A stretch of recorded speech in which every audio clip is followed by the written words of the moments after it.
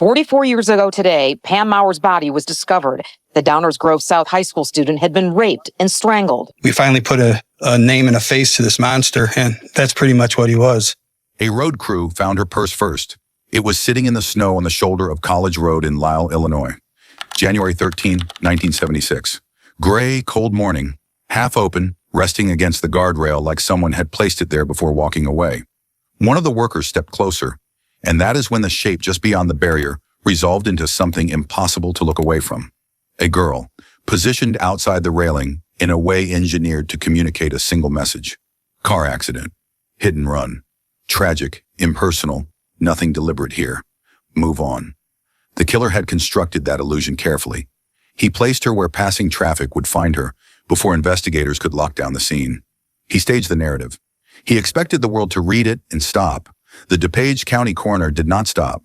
Bruising on her neck changed everything the moment a medical examiner leaned close. A length of rubber hose discarded near the body confirmed the rest. This was not a traffic accident. This was Pamela Maurer, 16 years old, a junior at Downers Grove South High School, a resident of Woodridge, Illinois, who had left a friend's house the previous night to walk to a nearby location and buy a soft drink, and never came home. She had been sexually assaulted. She had been strangled, and whoever did it had enough composure to arrange the aftermath, get back into a vehicle, and disappear into the dark without a single witness catching his face. Her purse kept her from vanishing entirely. The investigation that followed would span 44 years, pass through the hands of dozens of detectives, and end with a DNA match to a man whose name had never appeared in a single police document. He had grown up in those same suburban towns. He was 23 when he killed her. Nobody looked at him once, not for 4 decades.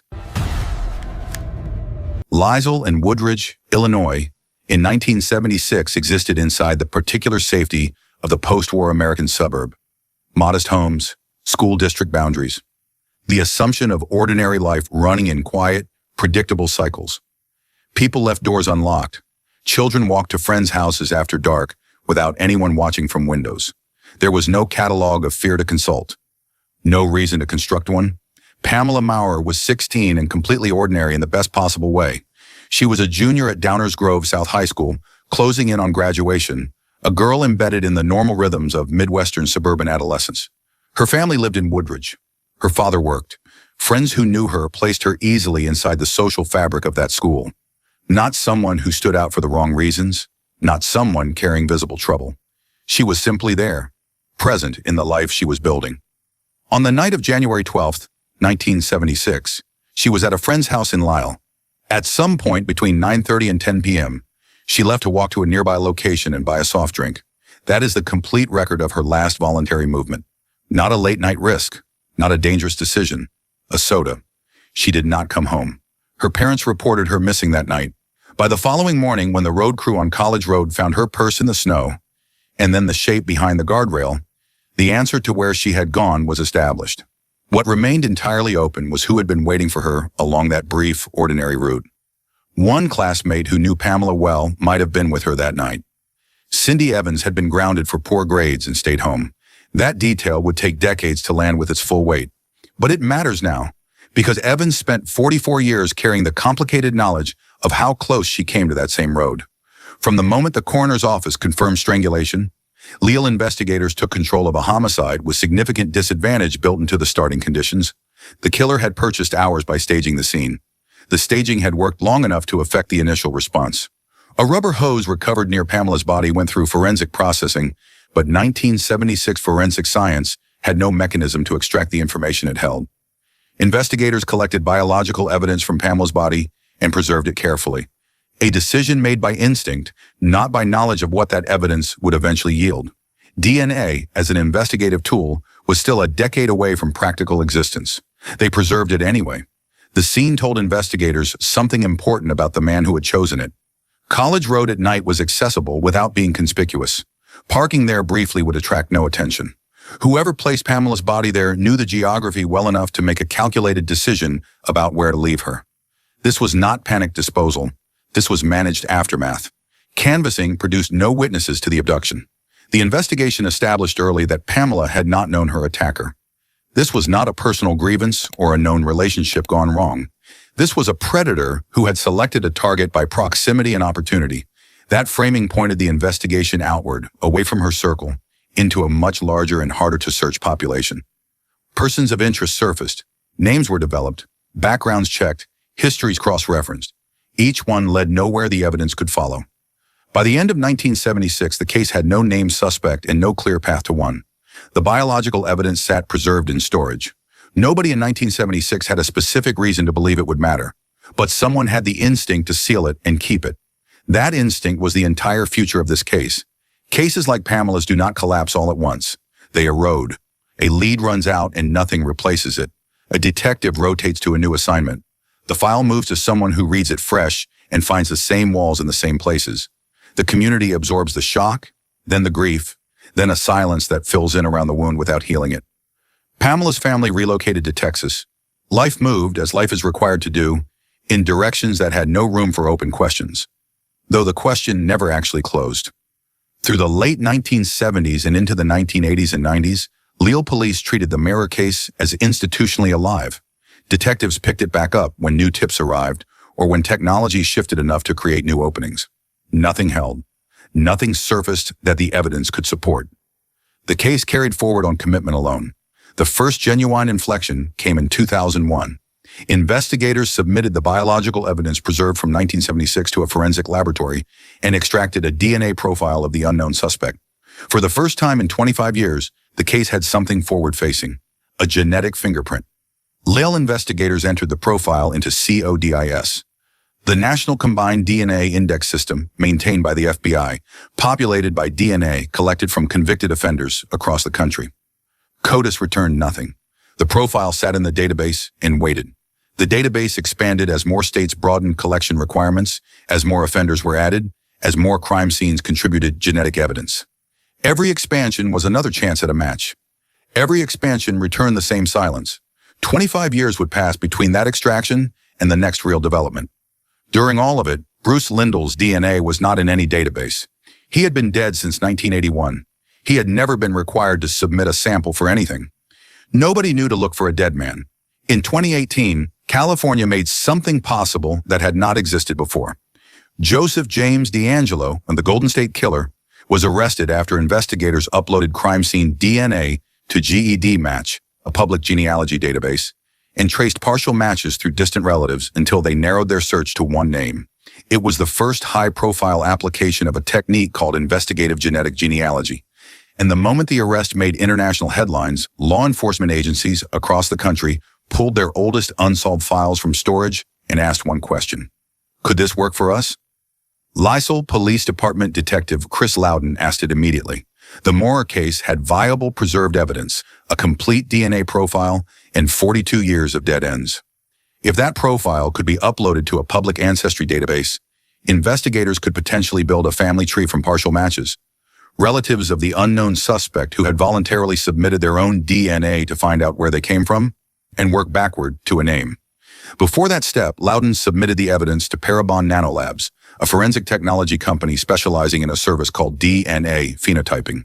The science uses genetic code to predict physical characteristics: eye color, skin tone, facial structure, hair texture. Parabon's team ran the Maurer evidence through that analysis and produced a composite image, a statistically derived portrait of what the man who killed Pamela Maurer likely looked like. 2%. That is how rare green eyes are in the general population. The analysis indicated green eyes. They now had a face. Approximate, composite, built from code rather than witness memory. But a face. More than that, they had a direction. Whoever this man was, relatives of his had voluntarily placed their DNA into a public database while searching for family history. They were about to find something else entirely. Parabon Nanolabs assigned the case to C.C. Moore, the company's chief genetic genealogist.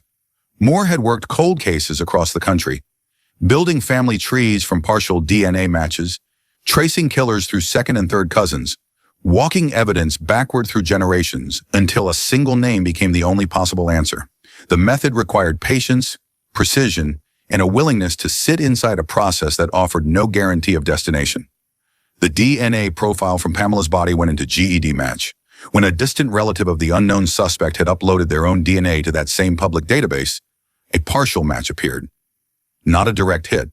Partial matches never are. It was a cousin match, close enough to indicate shared family, distant enough that the suspect's identity required additional genealogical construction. Moore began building outward from that match, layering generations, tracing branches, eliminating bloodlines that didn't converge, and mapping the family structure of the unknown man until the tree narrowed toward a single point. That point had a name: Bruce Everett Lisle. Born January 29, 1953 in St. Charles, Illinois, raised in DuPage County in the western Chicago suburbs, a graduate of Downers Grove North High School, the school in the district directly bordering Downers Grove South, where Pamela had been a junior. He had lived and worked in the area continuously through the 1970s. He had been 23 years old on the night of January 12, 1976. There was an immediate and significant complication. Bruce Lisle was dead. He had been dead since April 4, 1981, nearly 4 decades before his name surfaced in this investigation. Confirming the genealogical identification required extracting DNA from his remains and comparing it directly against the 1976 evidence profile. That meant one procedural step with no alternative. They needed to dig him up. Before we go further, if a case like this is the reason you come to this channel, make it permanent. Hit subscribe. Leave a notification on. We do this every week, and what comes next in the story is the part that changes the shape of everything. Bruce Lisle occupied a social space that raised no alarm. He was athletic. He enjoyed parachuting and racquetball.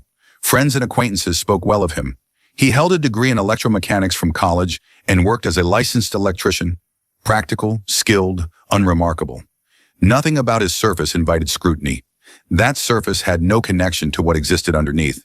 Born in St. Charles, Illinois, in January 1953, Lisle grew up inside the same post-war suburban expansion that Pamela Maurer's family occupied.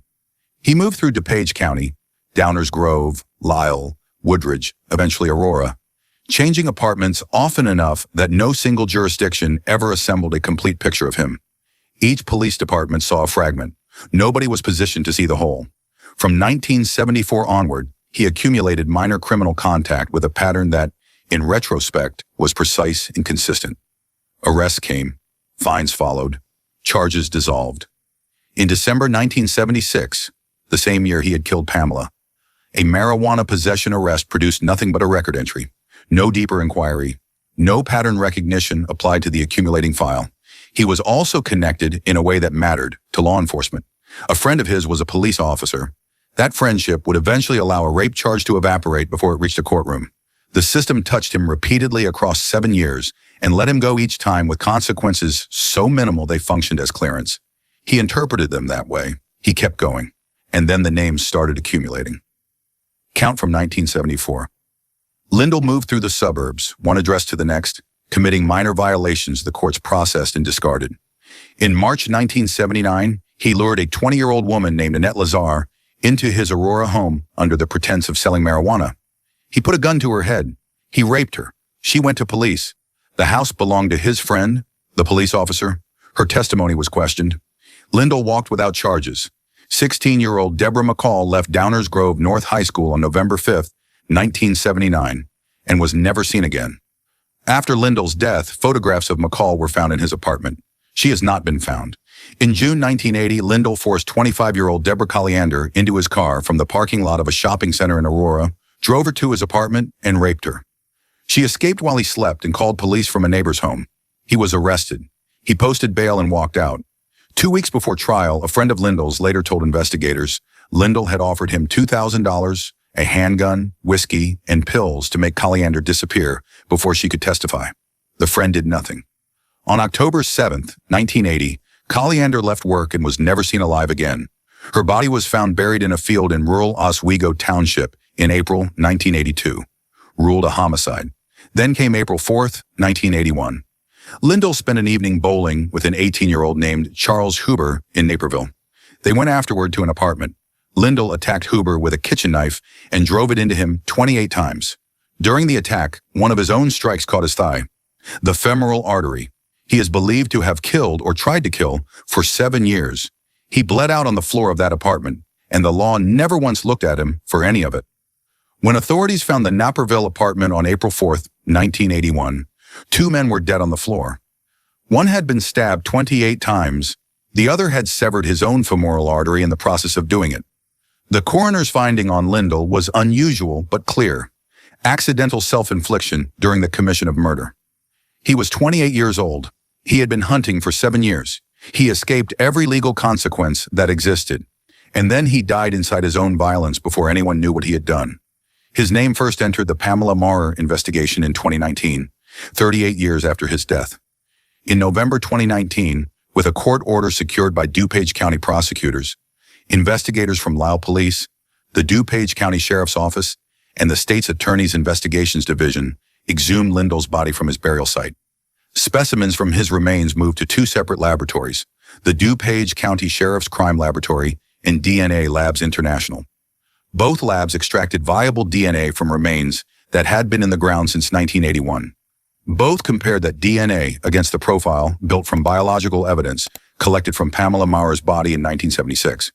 Both returned the same result. On January 13, 2020, the 44th anniversary of the morning Pamela's body was found on the shoulder of College Road. DuPage County State's Attorney Robert Berlin stepped before cameras in Wheaton, Illinois. His words were direct.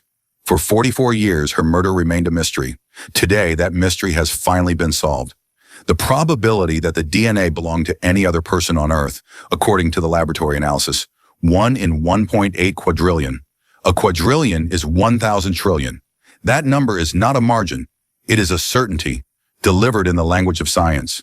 44 years, announced on the anniversary, as if the case had been waiting for the right day.